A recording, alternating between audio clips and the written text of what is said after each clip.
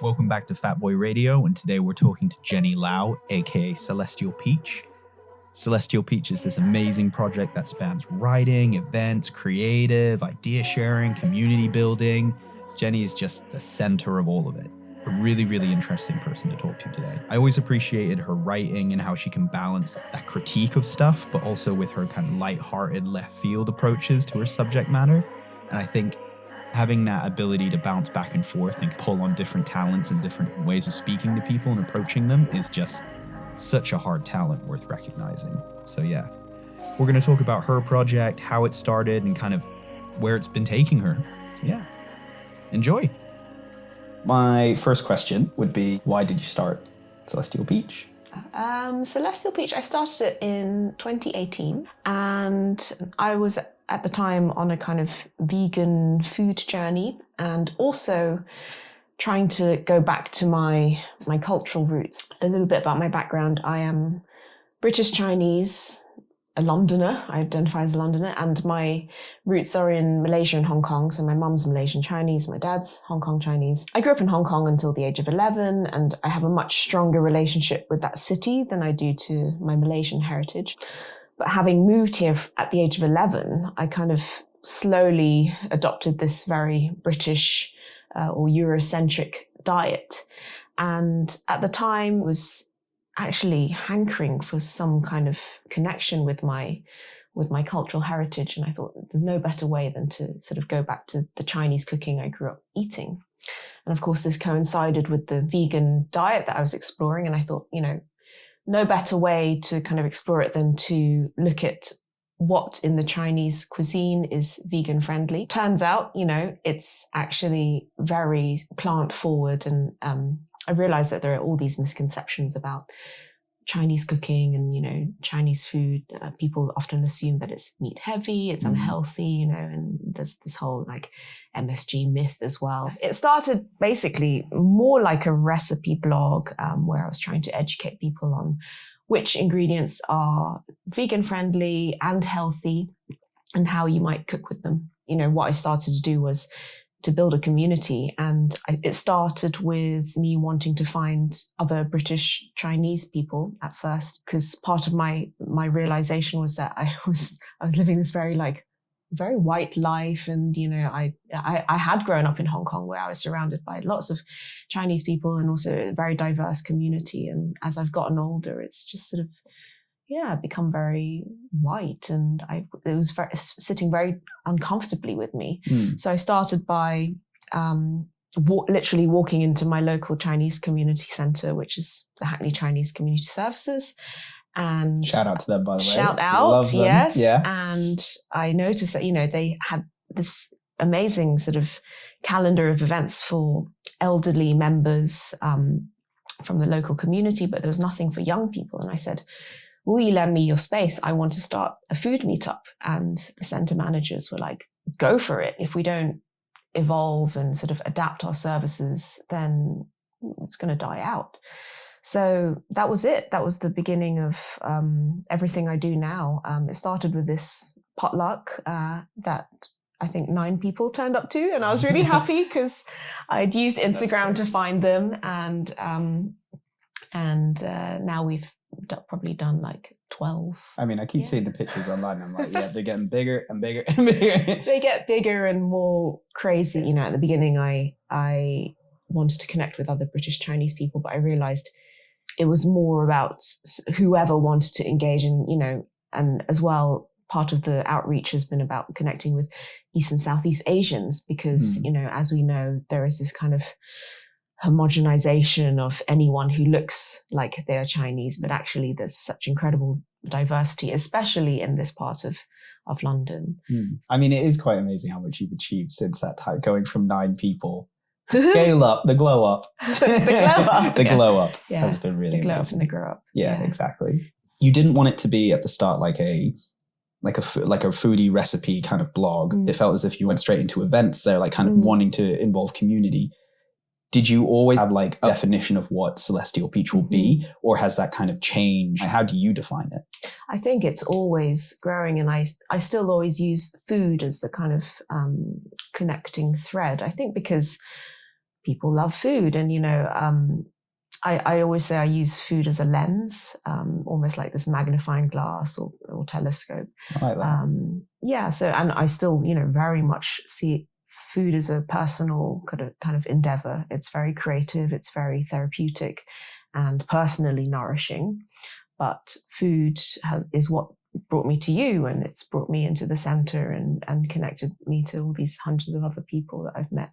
So, I mean, if I wanted to run, let's say, like an anti-racism workshop, I'd probably find it much harder to get people through the door. But if I tempted them with something that's around food and then something that's around anti-racism, then I might be more successful. That's true. Yeah. So I say that, I have this phrase that I say now, which is like, come for the food, stay for the conversation, and help with the dishes. Yeah. At the end. And I'm trying to get to that bit, which is like, everyone help with the dishes. Nice. Yeah. The table keeps getting bigger. The table does get bigger. And nice.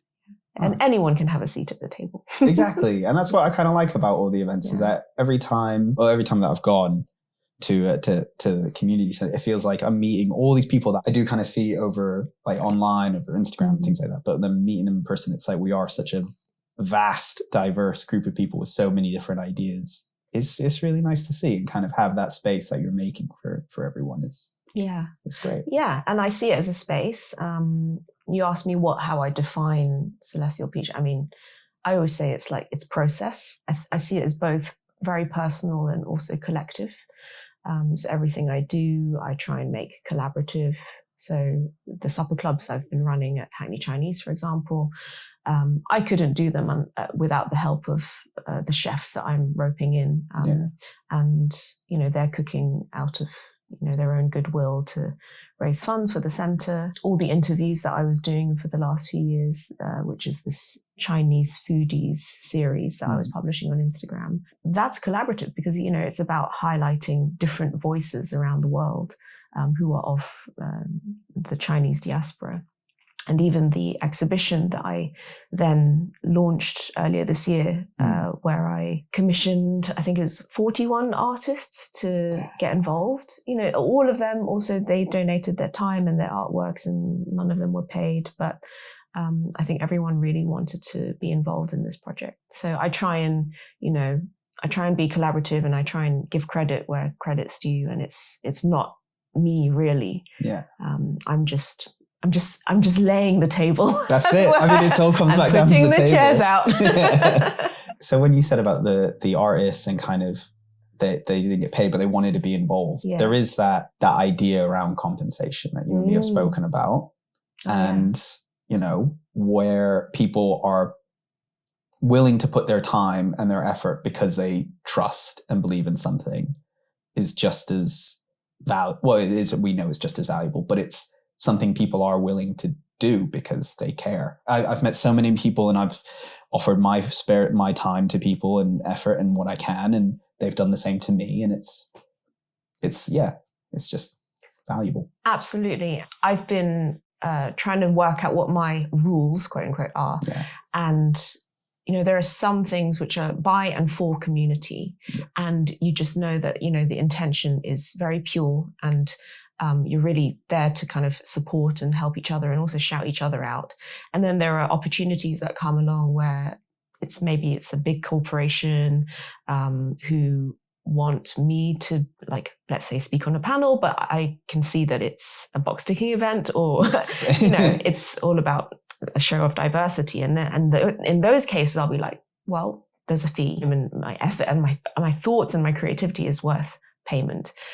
So it's okay to have those different kind of guidelines. I think just be consistent with yourself. Yeah. So I think most of the stuff I do in the community is actually, I'm interested in this idea about non-transactional exchange. So, the potlucks I do, you don't have to pay to attend them, but you do have to bring something. You have to bring a dish and you have to be willing to sit with other people and eat with them and converse with them and share something of yourselves. During lockdown, when we couldn't do the potluck, I did this crazy idea, which was the Asian dessert exchange. So I just made the potluck into like Asian desserts, but Secret Santa and by mail. So I was pairing random people up and like getting them to post homemade desserts to each other, with this element of like surprise and delight, because you didn't know who was sending you a dessert. And in the end, everyone got something in the post. But again, that was non-transactional, because you were doing it because you really wanted to. You weren't paying, anyone. Yeah. No one's getting paid. And I love this idea of like gifting as an exchange, and also culture as a form of exchange, because we were learning so much about each other's sort of heritages. And there were so many like interesting, unique sort of desserts that were being sent across the UK that you probably can't buy in shops here. Yeah. There was something really special about that. I love that. You're sending someone like your time and your effort and like something that you really care about, and you want to give them a bit of joy. It's such a big emotional exchange that you're giving to someone. Yeah. And that is just as valuable. I think so. Yeah, 100%. Yeah. And just coming back to your point around like when a business asks for your time, your effort, your creativity, agreed. There is such a boundary that you kind of, I feel like people should feel a bit more comfortable saying that, like, no, if you're going to ask for this, obviously you're doing it because for yourself, you want to help and raise awareness and do that stuff. But what's the company getting out of it? I think we can often feel like we're in this like catch-22 where, the company might be like, well, we're giving you exposure. Oh God, I hate that. Yeah, what does exposure get you, So yeah, I think if I could give advice to anyone, it's like, know your worth, ask. I think that society conditions you, especially women, to sort of be embarrassed or shy about asking for money, asking for pay rises as they get older. Whether they've had children or not, the societal expectation is, you kind of drop off, because women who have children tend to drop off. And, so even when they go back to their jobs, they're sort of not at the level that they were before, because they've taken time to have a baby. It's so fucked up, man. So then, the whole bar, the bar in general is set much lower. Well, Celestial Peach touches up on, writing, creativity, events. How do you choose what direction you want to follow and know this is within your boundaries of what you want to do, and be able to kind of filter out stuff that you're like, that's not for me. That's not kind of where I want to go. That's something I'm still trying to work on. Yeah. I think, in the first few years of any project, it's almost easier because it's led by what you want to do. So I knew from the beginning that I wanted to connect with other people. I wanted to get better at cooking. I wanted to almost like acquire this more rigorous knowledge of food and cuisine, from a historical, academic, sort of and practical point of view.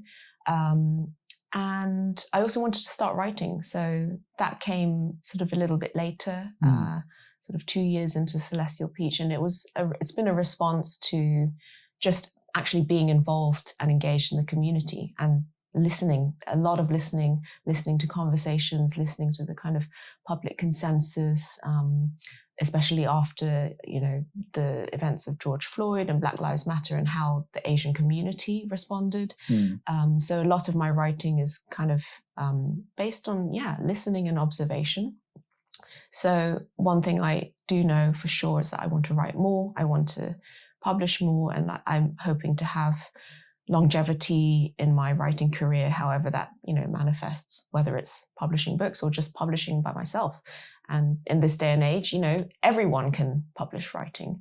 The issue now is that actually I've got to the place where lots of people, or some people, are coming to me and saying, hey, do you want to get involved in this and that? And it's very flattering to have so many opportunities reveal themselves. Some of them, I wouldn't say any of them are particularly lucrative, but again, it's not why I'm doing this. Some money is on the table, which is very much appreciated, but it's more about, okay, like for example, next year I've been asked to contribute to 2 academic research projects. And it's like, wow, I never thought I would go back into academia, but if it's on my terms and there's an obvious reason why academics want to work with me, what can I contribute? But also how will it nourish me and sort of feed my desires and aims and goals with this. But that was a very long answer to your question. I don't know. I've often just followed my gut, and I trust my own gut, because I think as long as I do something I really want to do, and that I think no matter how crazy the idea, like the Asian dessert exchange, I think there will always be people who want to support you. And I also love this idea of doing something really, really niche, Cool. Because actually the more niche your thing is, the more interesting it is, I think. So coming back to Celestial Peach, you've spoken so much about involving other people, kind of how you started it and like why you started it, but were there kind of creative themes? Were there ideas or things that you kept coming back to in or outside of food that you keep using as like a source of inspiration? Yeah, how you approach it? It is vast. I think there's a few themes that emerged quite organically. So one is this notion of like a taste of home. And that was one question that I asked to all my interview subjects from the beginning, what is a taste of home?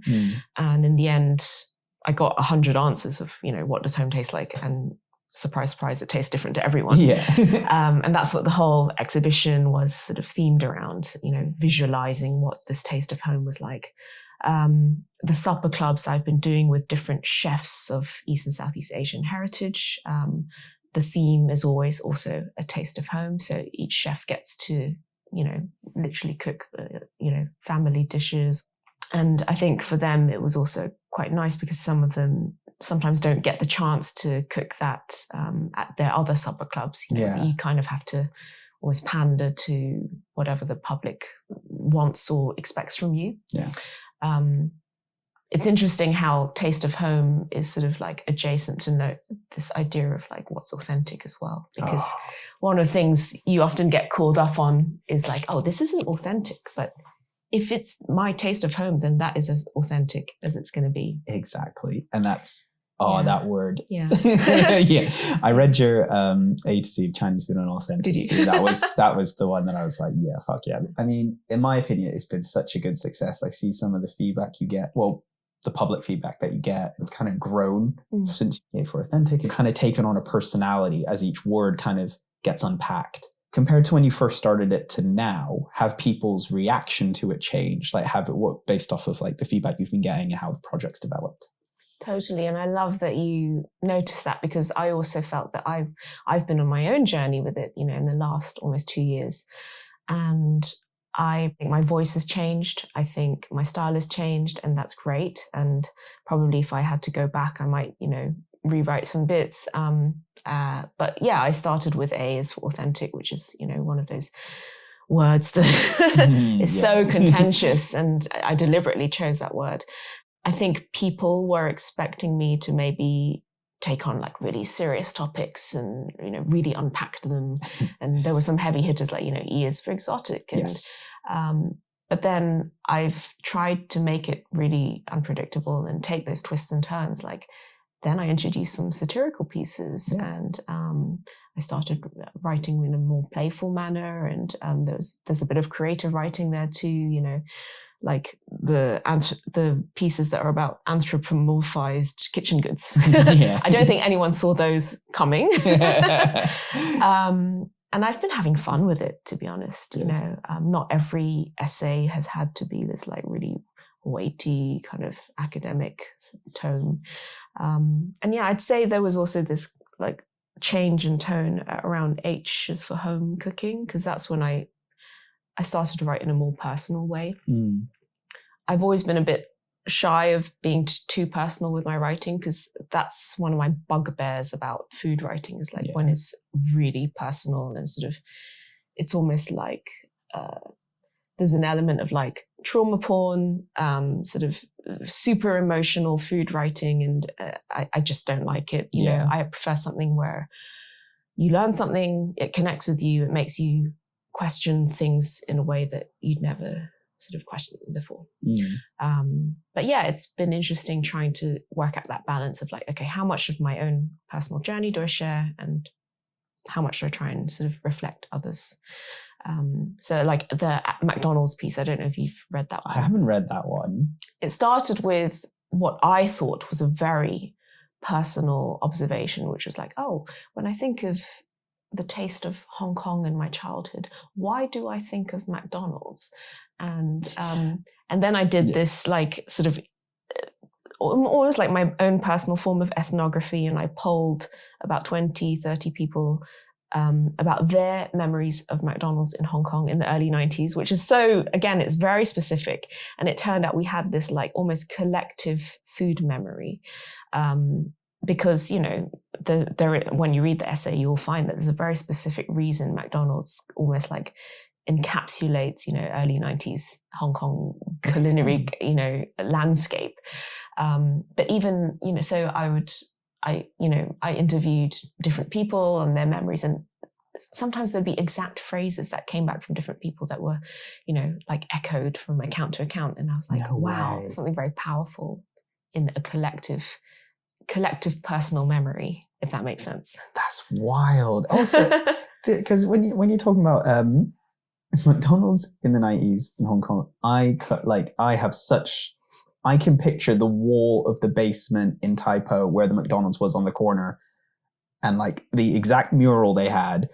It is such a vivid. I thought, to be honest, I never really thought of it as more than just, oh yeah, no, I really, really remember that. Yeah. But I'm definitely have to go and read that. But that's fascinating. Can I ask what were some of the phrases that people were echoing off each other? There were even like two very specific anecdotes about like two different people would sit in McDonald's Pacific Place and they would throw pickles at the ceiling because no one liked pickles. And it was kind of this perception of, you know, McDonald's as fancy, as Western, as, you know, it was like our form of exoticism, I guess. Oh, yeah. Where here it would be, you know, sweet and sour pork, and back in Hong Kong, McDonald's was exotic to us. It was such a treat. It was like a big... Well, I feel like we'd only go for like birthdays or like special events because you're good. Yeah, that's true, actually. It was the interpretation of the A to Z Chinese food, of your tone changing. It really does come through. Your style changes, and like your tone is kind of like evolving. And that again comes back to what we're saying about process, about your gut, about you start with one thing, you kind of push the edges of it. And then you figure out what's right for you as the project develops. You'll never nail it first time. Absolutely. And again, I've just seen it as practice, really. Yeah. I've met some people who say things like the other day I met a guy who was like, I'm trying to be a journalist. And I was like, no, you are a journalist. Exactly. You are a writer, but you can also keep practicing it, journalism and writing. And exactly. No one like drew a line and said, in order to have achieved this point, you must have already done all this, but simultaneously be growing at the same time. Doesn't work. So you've got such like a really interesting way of looking at food and unpacking it and explaining it and working with other people. When you're working with a culture or cuisine that isn't Chinese food, how do you feel being involved with that cuisine or kind of engaging with it? First things first, I position myself as a student in everything I do. And that's how I think we should all approach even our own cultures and cuisines, to always be a student.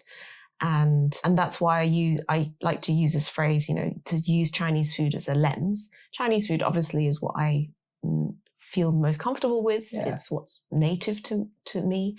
And often I'll try and locate the Chinese in someone else's culture or cuisine. Okay.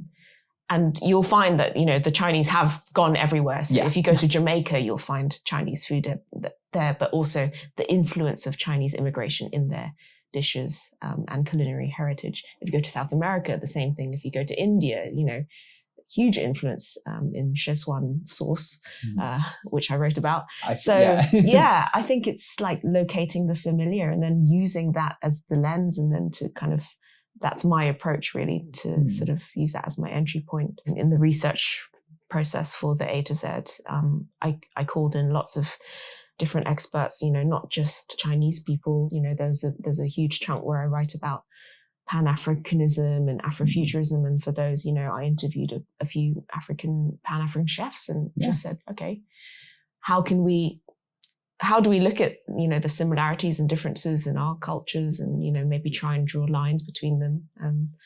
That's what interests me, I think. Yeah. It's not so much about like, oh, I want to set out to find out everything about this different cuisine and become an expert in it. It's more like, what does it reflect back to me about me and myself and my heritage? You take ownership out of the equation. How do you feel about the food writing, or I guess the content you're consuming now? How it's kind of researched, how it's presented? Just because you obviously have like a voice that you're developing and you're continuing to develop. How do you feel about stuff you're reading right now? I think because I've been engaging in food writing for the last few years and sort of met a lot of very different food writers and involved in things like, Vittles and that kind of Jonathan non-eater world. It's amazing to see what diversity has come out of the last few years. I really think there's something for everyone. Obviously, my kind of food writing is much more about identity and sort of, I'd like to weave sort of history and stuff that's a little bit more academic with stuff, references like pop culture and memes, and, and I like to take things cross-culturally. I've seen food writing that's super personal and much more about, eating. And I think, hey, if that's for you, that's for you, but it's not really for me. There's also restaurant writing, and that's kind of been developing in really interesting ways. But again, I'm not really a restaurant person. I mean, I think there's always going to be this like lowest common denominator where the stuff that isn't necessarily the most, I don't want to sound snobby, but the most thought-provoking and intellectual stuff, it's always going to have a much higher, I think, engagement rate, maybe, especially considering where stuff is published. So, if stuff is being published on social media, then I don't know. I'm not even talking about food writing now. I'm talking about, just content in general. Well, just all aspects of writing that we're reading right now, because it's how we consume so much of what affects our lives and our days, and kind of the choices we make to influence what we're working on. I'm seeing stuff that's like, let's say, hot take writing or like quite knee-jerk stuff. It tends to go viral. I'm not really interested in that. I'm also not into this. Well, actually, one of the things I'm trying to push against, especially with the A to Z, is this narrative that food is identity and food is love. And for me, I don't think that's true. I think it's a part of it, but we also need to question why we feel so strongly about food, and why do we get so butthurt when someone insults our culture in that way. I've never really taken offense, but I've seen people who do, and I engage with people who do, and I find that really interesting. Really? Okay. Yeah. When they have explain or kind of have that conversation with you, what's their what's the usual themes? I've not met anyone who can really fully explain why they're so attached to food. I mean, obviously there are cultural reasons, especially just speaking from a Chinese perspective. I think the way it's been used as a proxy for love, in terms of intergenerational relationships, which I think is actually quite toxic.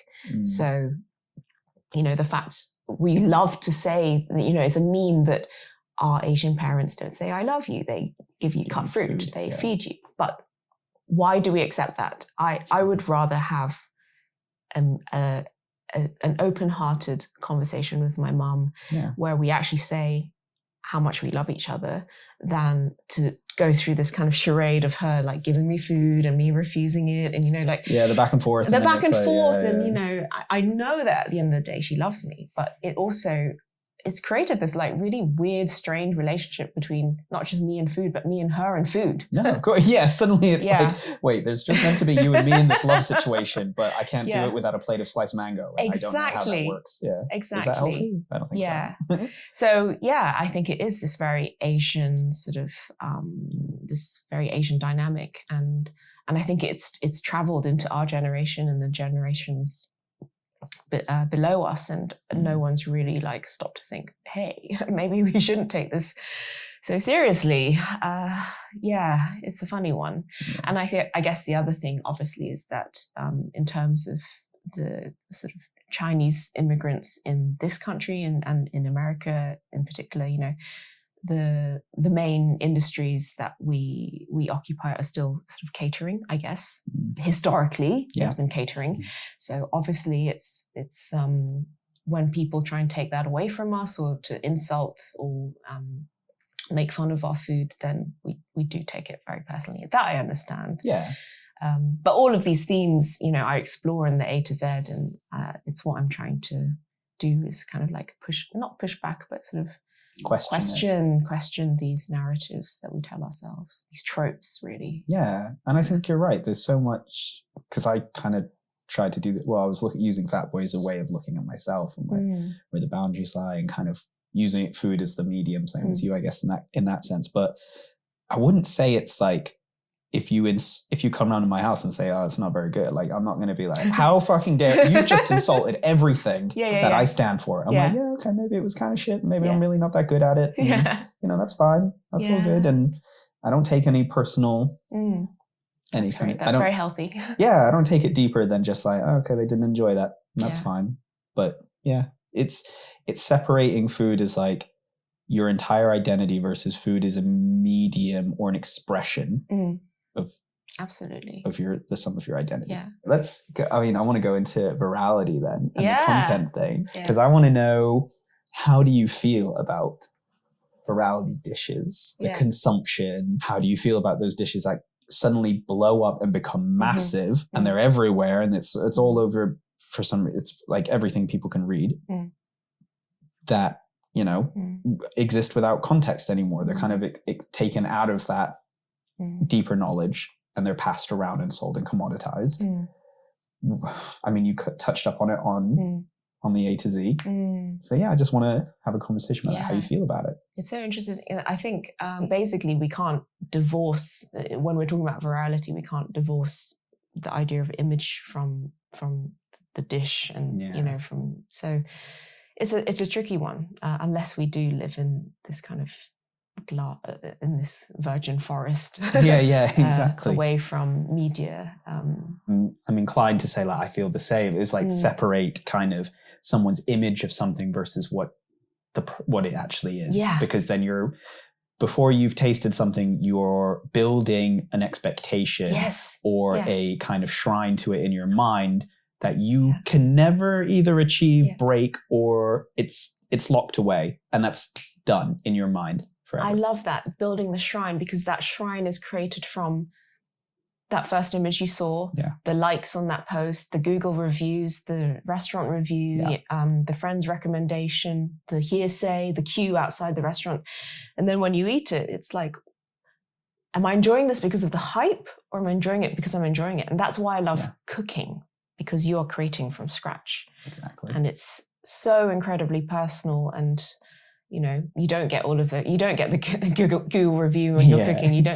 Maybe you get the likes afterwards on the image, but you know, again, that is so different to what it was in the moment. Dishes, food, concepts, ingredients have always had a propensity for virality. It's just social media has accelerated it in the last 10, 15 years. So, you know, if you think about how Instagram, how these very visual platforms have entirely changed the way we plate food. In fact, you know, restaurants create dishes that are meant to be Instagrammable rather than just creating stuff that tastes good. They're designing their restaurant around it. It's exactly. Insane. And it's quite, I mean, again, if you take yourself and your personal feelings out of it, it's interesting for sure. I totally see the whole dish blowing up thing, and often it's led by like a TikTok person. And it's always something you learn in like 15 seconds. Exactly. And it's always, and I've written about stuff like dan dan noodles, for example, is one of the most, I would say, viral Chinese dishes. And there's something in one of my essays, I talked about why I think that is, and part of it is to do with the name, I think. But also it is this like it's like the spag bowl of China. You know, it's hard to hate dan dan noodles, and it's easy to say. It's not like, you know, it's not like some of the harder sort of things to pronounce. So, you know, there's lots of factors. But yeah, I wrote about this in one of my essays. I is for Instagrammable, and I touched a little bit on food trends, and specifically I tried to look at, you know, Chinese dishes that were particularly viral and why that had come about. And I actually approached it through a couple of treatises. One is Simulations and Simulacra. I don't know if you know that one. No. By a French philosopher called Baudrillard. And then there was another one called Spectacle of Society by Debord. The Baudrillard treatise actually inspired The Matrix. Really? Have you watched The Matrix? Yeah. Yeah, so it's all about hyper reality, and his theory was that at some point we're going to sort of be so divorced from reality that we've created simulacra, which are like, I guess, ideas that precede reality. It's a bit deep, but, you know, one example would be a map. So a map is an entity in itself that we encounter before we actually we encounter the thing it's trying to represent, which is the terrain. Yeah. So we then almost see maps as reality, but maps are not reality. That's true. Yeah. You kind of picture it in your mind as like, this is the image that comes first. Totally. Yeah. And so I talk about how we now encounter food from image first. And then we look at images and we go, oh, I want to cook that. Yeah. And, you know, maybe a better way to do it would be to taste something first and then try and recreate it. It's interesting. So, but I have an excerpt that maybe I could read from the let's do essay. It. So this is an excerpt from I is for Instagrammable. It's the end of the essay. I keep returning to that Instagram ritual I mentioned at the beginning, that reflexive compulsion to rearrange your plate of food in order to take a better photo. I don't know why it's nagging at me so much, almost more than an obsession with taking filtered selfies. I guess it preys on my awareness that we knowingly consume Debord's spectacle, and we are consumed by Baudrillard's hyperreal. For the mundane reality of 21st century life is a seamless blend of simulations and anti-simulations, no longer distinguishing between object and image, replica and symbol, nor do we want to. Sometimes I dream of a life without Instagram so that I can stop this museumization of everything I do, observing the world from the glass coffin of the virgin forest, even if it means returning to the desolate desert of the real that the Baudrillard-inspired Matrix seeks in choosing the red pill over the blue one. I wish for food to stop being judged and sold and valued on how it looks. Is that not as ridiculous as wearing uncomfortable clothes for the silhouette they give you, or listening to mediocre music because of its album art? Indeed, I wish I had never picked up my first copy of Sugar magazine in the 90s, probably my first conscious interaction with mass consumer media, which taught me how to use mirrors but not to truly see myself. Slave to the image engine, like all of you, I now live in a hyperreal house of mirrors, refracting myself into an infinitude of simulations. One day, I might scroll through my own Instagram page and see myself finally transformed into unrecognizable simulacra. An oversaturated bowl of dumplings, a lucky cat, or a wax mango.